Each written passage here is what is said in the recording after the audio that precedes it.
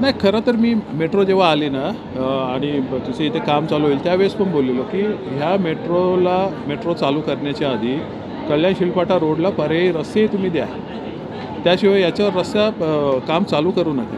काम चालू करा नका म्हणजे मेट्रोला माझा विरोध नाही आहे, परंतु ही जी तळोजापासून कल्याणपर्यंत जी मेट्रो येणार आहे त्याच्यात कल्याण शिलपाटा भागावरनं ती जी येणार आहे त्याचा भाग फारसा कमी आहे, म्हणजे 5 ते 7% त्या प्रोजेक्टच्या.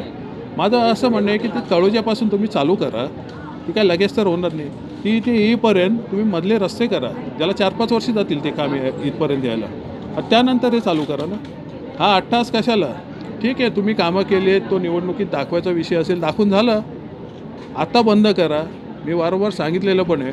परंतु जर हे काम बंद झालं नाही तर इथे शाळा कॉलेजेसमध्ये जाणाऱ्या विद्यार्थ्यांना त्रास होतो आहे. इथे ॲम्ब्युलन्स अडकत आहेत. आता आज तुम्ही पाहिलं असेल त्या एका कंपनीत परत स्फोट झाला.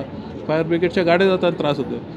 हा काम जर 5-7 दिवसात बंद केलं नाही तर आम्ही येत्या काळात तिथे रास्ता रोको करू आणि तो काम बंद पाडायला भाग पाडू. परत त्याच्यातनं कोणी नकारात्मक घेऊ नये. आम्ही काम बंद शिळफाटा रोडचं करतो आहे, कल्याण शिर रोडचं. मेट्रोच्या कामाला आमचा विरोध नाही आहे.